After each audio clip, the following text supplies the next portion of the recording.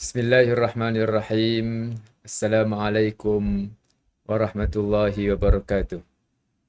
Alhamdulillahirabbil alamin wassalatu wassalamu ala asyrafil anbiya wal mursalin sayyidina wa maulana Muhammad wa ala alihi wa ashabihi ajma'in, amma ba'd.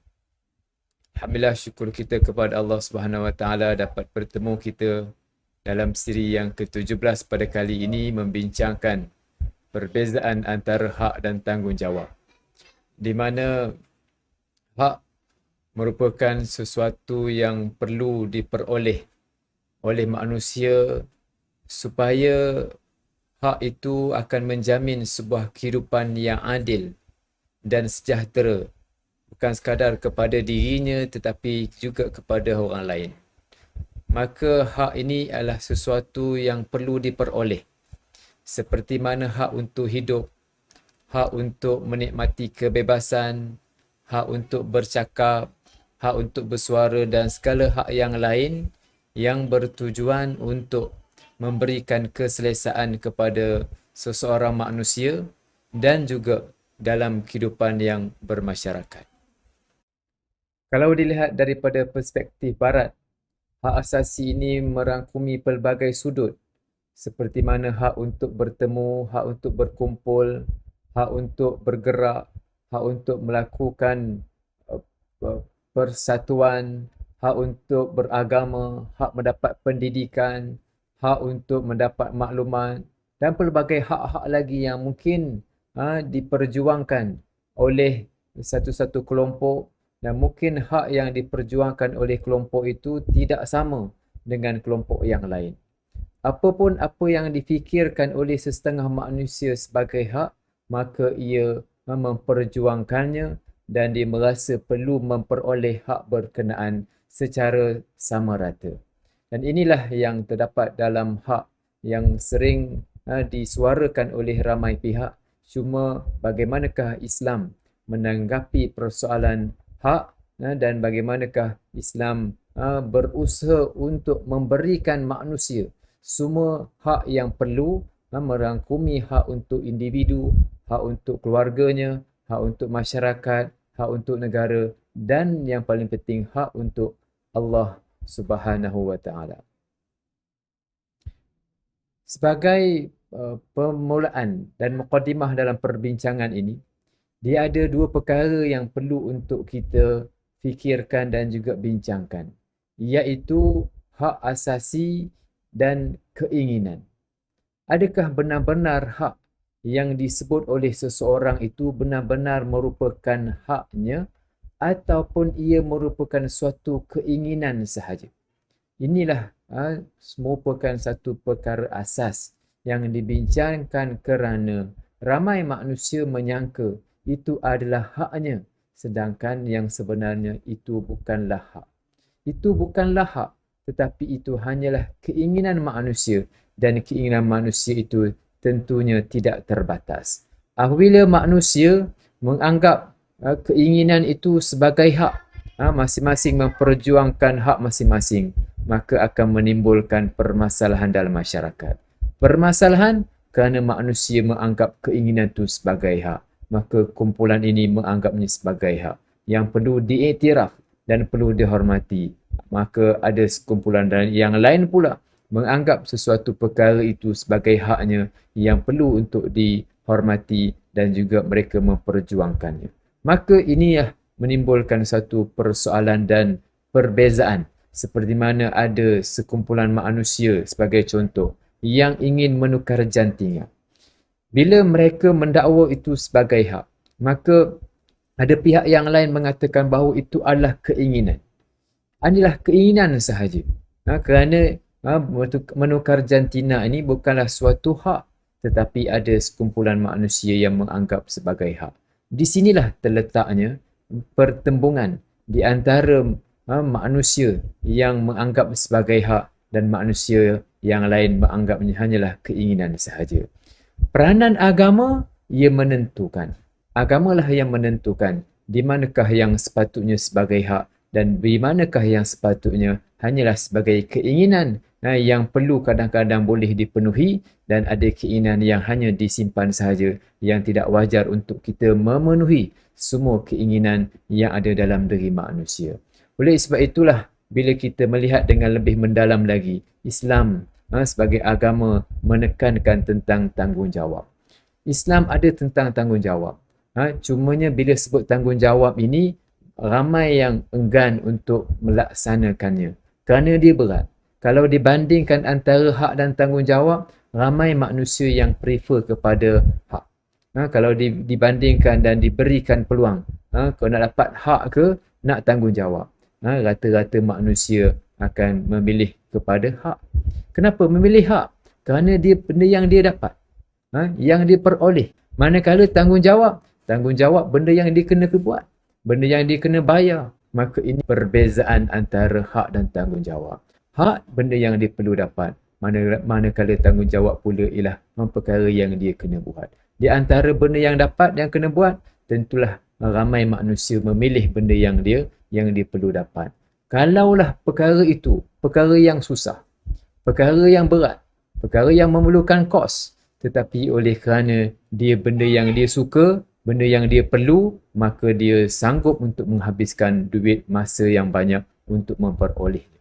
Tetapi sekiranya dia merupakan satu tanggungjawab semayang sebagai contoh, sekadar 2 rakaat sahaja, sekadar 4 rakaat sahaja, tetapi oleh kerana namanya tanggungjawab, tidak ramai yang bersedia. Ramai yang merasa berat, walaupun hanya sekadar 2 minit, hanyalah sekadar 4 minit sahaja, tetapi oleh kerana benda ni tanggungjawab, dia rasa berat. Kalau benda tu keinginan, dia akan rasa ringan. Jauh pun dia sanggup pergi. Naik basikal 20 km, dia sanggup pergi naik basikal sejauh 20 km. Tapi rumahnya dengan surau dalam sekitar 200 meter sahaja, dia rasa berat. Kerana dia adalah satu tanggungjawab.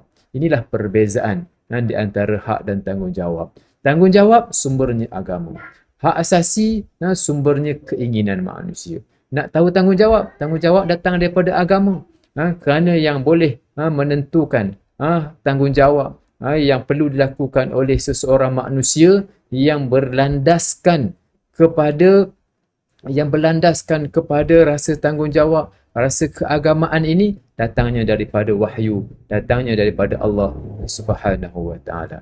Dia tidak datang daripada manusia. Kalau datang daripada manusia, itu namanya keinginan yang terdapat dalam diri manusia. Kalau kita cuba bezakan di antara perspektif Islam dan perspektif Barat dalam menanggapi persoalan hak asasi ini, kita dapat melihat bahawa Islam menekankan tentang wahyu. Islam menekankan tentang hukum hakam yang datang daripada Allah Subhanahu wa taala untuk manusia. Sifatnya top down.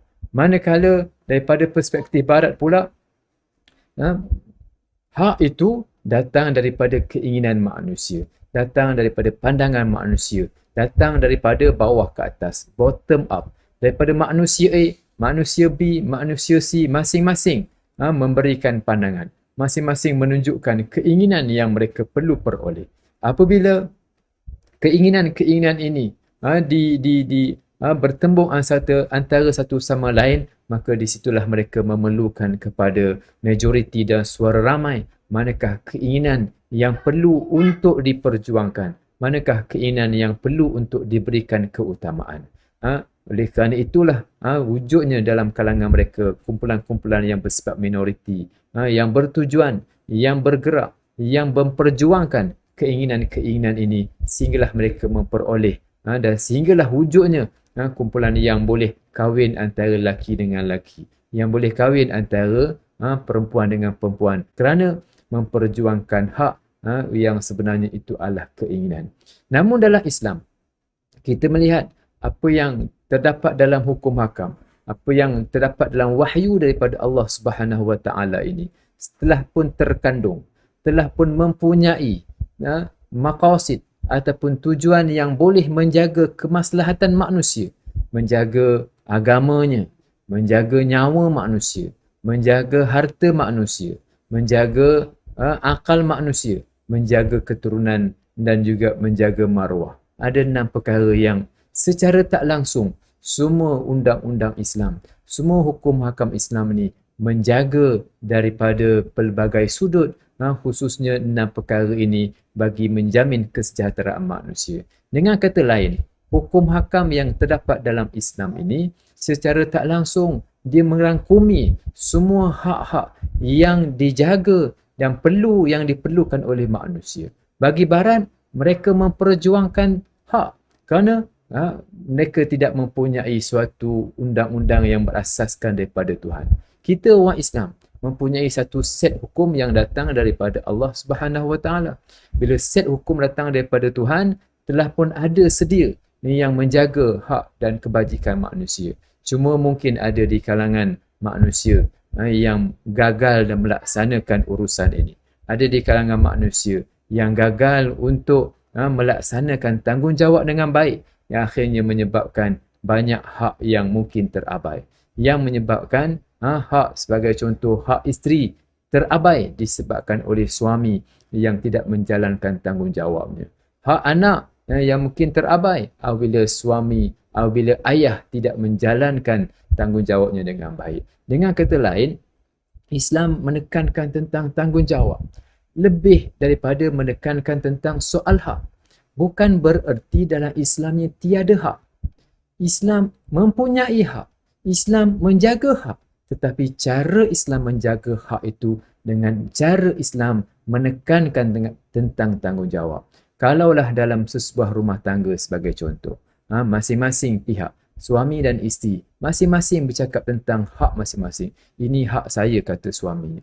Isinya pula kata, ini hak saya. Ini hak saya. Hari-hari bercakap tentang hak masing-masing. Dia akan sangat berbeza dengan satu rumah tangga yang masing-masing menjalankan tanggungjawab dengan baik. Masing-masing bercakap tentang tanggungjawab. Ini tak apalah bang, saya buat. Yang suami pula kata, tak apalah yang ini abang buat. Apabila masing-masing dapat menghormati, dapat menjalankan tanggungjawabnya dengan baik, insya-Allah keluarga tadi, suami isteri tadi akan berada dalam keadaan yang sejahtera. Tetapi sebaliknya, sekiranya masing-masing bercakap tentang hak ini hak saya, ni kena hormat hak saya. Yang suami pula pun nyebut ini hak saya yang perlu dihormati. Mungkin wallahu alam, mungkin akan timbul isu dalam hubungan ini kerana masing-masing bercakap tentang hak. Ini bukan bermakna hak tidak penting. Hak itu penting. Tetapi yang lebih penting daripada itu ialah apabila Islam menekankan tentang hukum hakam, Islam mempunyai wahyu, maka dia akan merangkumi semua hak seperti mana yang kita sebutkan tadi. Iaitu mempunyai hak menjaga agama, hak menjaga nyawa, hak menjaga akal, hak menjaga keturunan, hak menjaga harta.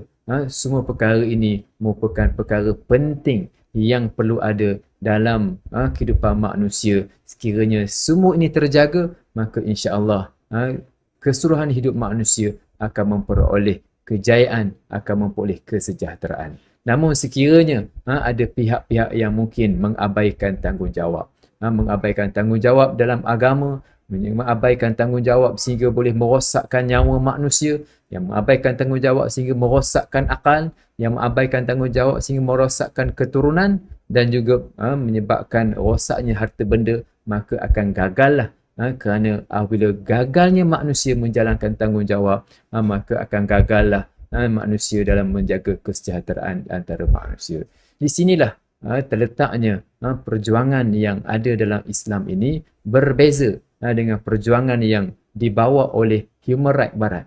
Kerana Human Rights Barat ini memperjuangkan hak asasi dan kita khawatir hak asasi itulah hanyalah keinginan, yang keinginan ini akhirnya apabila diangkat semua keinginan ini, Allah Ta'ala sebut dalam Al-Quran Karim, afar'aita manittakhadha ilahahu hawa.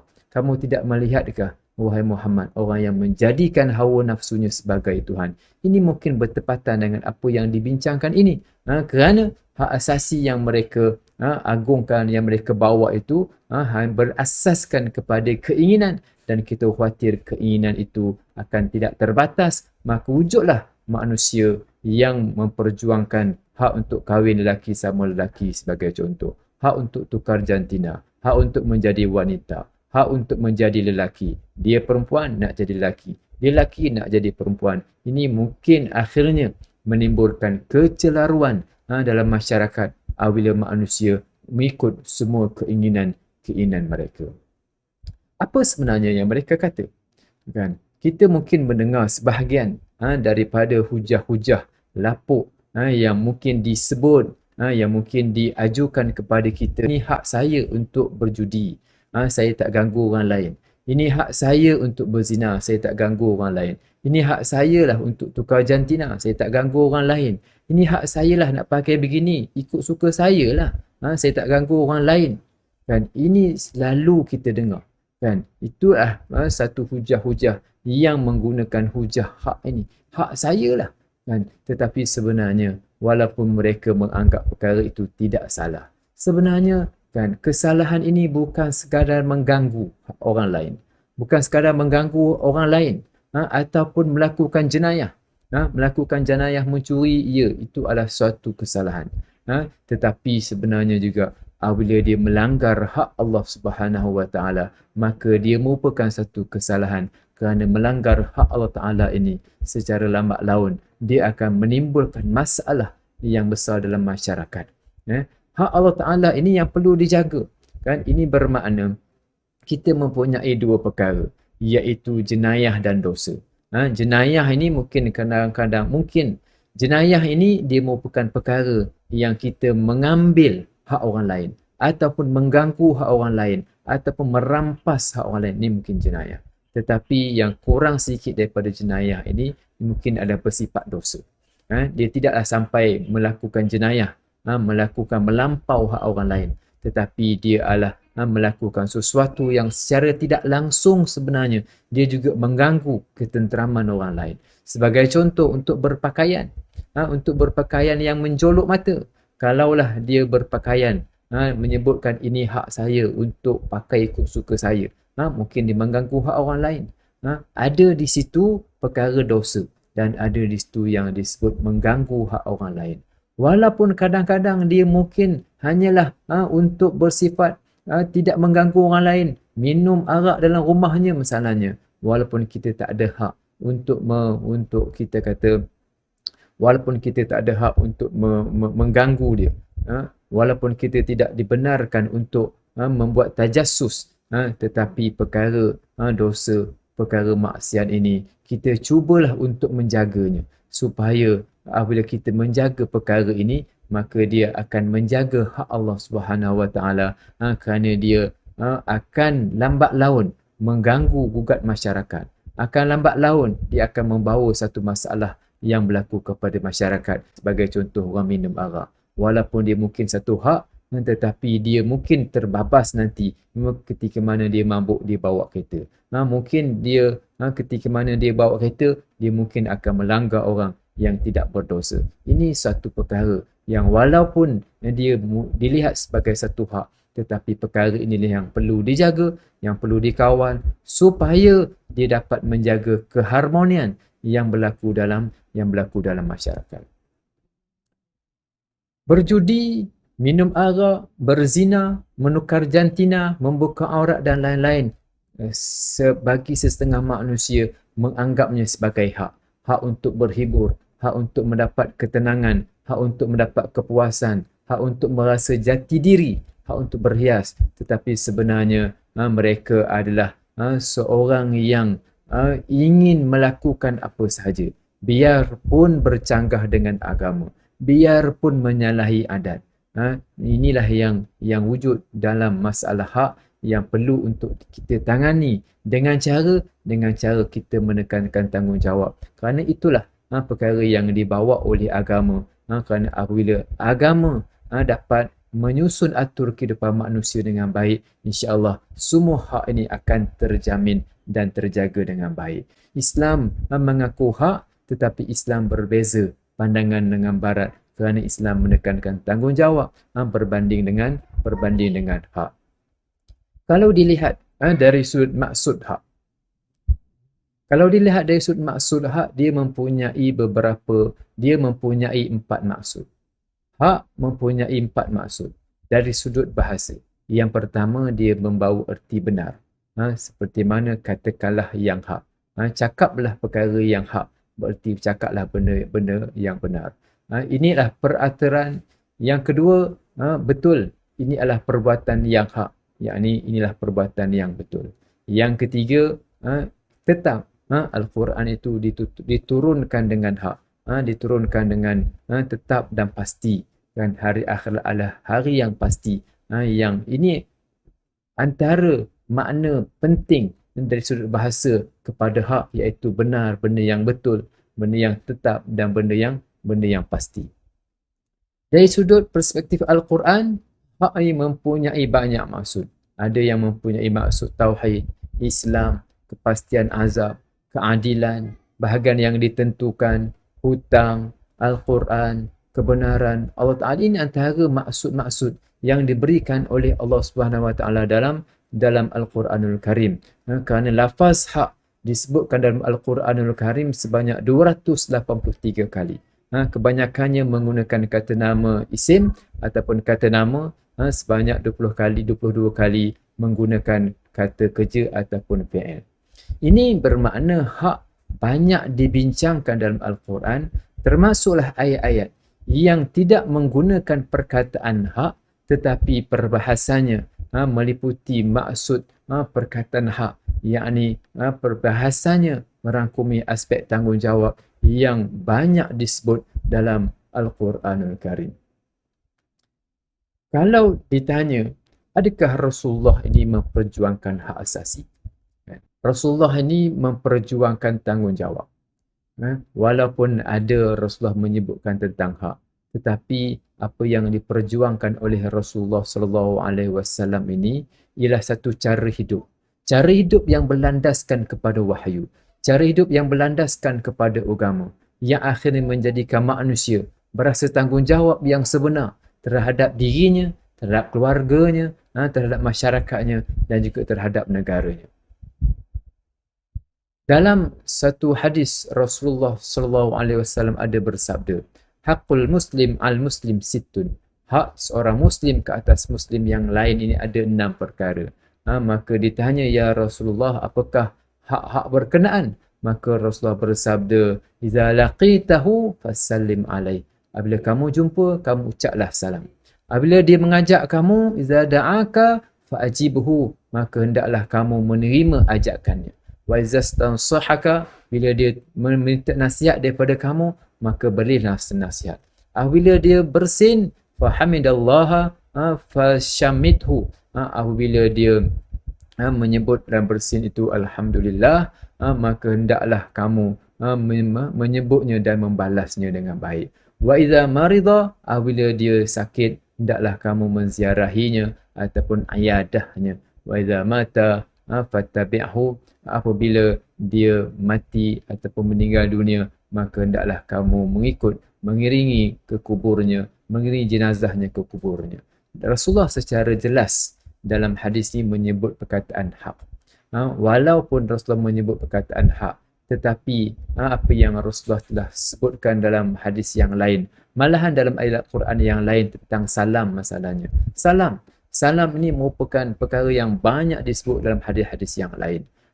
Begitu juga tentang menerima jemputan dan juga memberi nasihat. Ini antara benda yang banyak disebut. Memberi nasihat, menerima ajakan, memberi salam, kan? Tetapi dalam menekankan tentang hak ini, kan, dan menekankan tentang tanggungjawab ini, hak ini perlu untuk diambil perhatian. Bila orang bagi salam, bila orang berjumpa dengan kamu, berilah salam kepadanya. Bila dia mengajak kamu, maka terimalah ajakannya.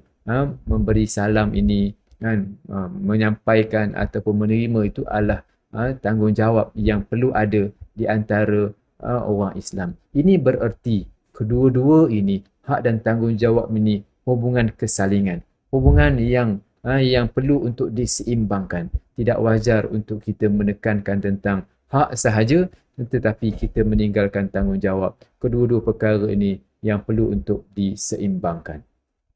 Begitu juga dalam hadis Rasulullah sallallahu alaihi wasallam, di mana Rasulullah menyebutkan bahawa fa inna haqqallahi 'alal 'ibad an ya'budullaha wa la yusyriku bihi syai'a. Hak Allah ke atas hamba-Nya Maknanya tanggungjawab hamba yang perlu dipikul oleh hamba itu, yang perlu diberikan kepada Allah Subhanahu Wa Taala itu apa dia? Mereka bertanggungjawab untuk menyembah Allah Taala. Mereka bertanggungjawab untuk mensyirikkan Allah Subhanahu Wa Taala. Dan tanggungjawab Allah pula ke atas hamba ialah Allah Taala tidak mengazabkan orang yang tidak mensyirikkannya sesuatu. Orang yang tak syirik, Allah Taala takkan azab. Ini janji Allah. Ini hak Allah. Pertembungan antara hak dan tanggungjawab ini, pertembungan antara hak dan kebatilan ini, pertembungan antara hak dan kebatilan ini merupakan pertembungan yang cukup lama. Kerana pertembungan antara hak dan kebatilan bermula sejak awal kewujudan Nabi Adam AS. Sebagai contoh, apabila anak Nabi Adam membunuh saudaranya yang seorang lagi. Peristiwa antara Qabil dan Habil. Kerana apa? Kerana nafsu dan keinginan. Apabila mengikut nafsu dan keinginan, dia sanggup untuk membunuh saudaranya yang lain. Begitulah seterusnya. Sehinggalah pada hari kiamat, pertembungan antara hak dan kebatilan. Pertembungan antara keinginan manusia yang tak terbatas. Ini menyebabkan berlakunya pertembungan ini sehinggalah hari kiamat. Sebagaimana yang kita lihat dalam sejarah Rasul-Rasul yang terdahulu yang berterusan pada masa akan datang. Islam merupakan agama yang memberikan hak mengikut keperluan dengan cara memberikan tanggungjawab. Islam menekankan tanggungjawab dan dengan tanggungjawab itulah semua hak-hak ni insya-Allah akan cuba dipenuhi. Dan kalaulah tidak dipenuhi itu, mungkin itu sebenarnya bukanlah hak tetapi hanyalah keinginan sahaja. Kerana tak mungkin untuk kita memenuhi semua keinginan yang ada pada manusia kerana bayangi oleh nafsu syahwat manusia yang tak wajar untuk kita layan, tetapi untuk kita kekang. Aqulu qawli hadza wa astaghfirullah. Assalamualaikum warahmatullahi wabarakatuh.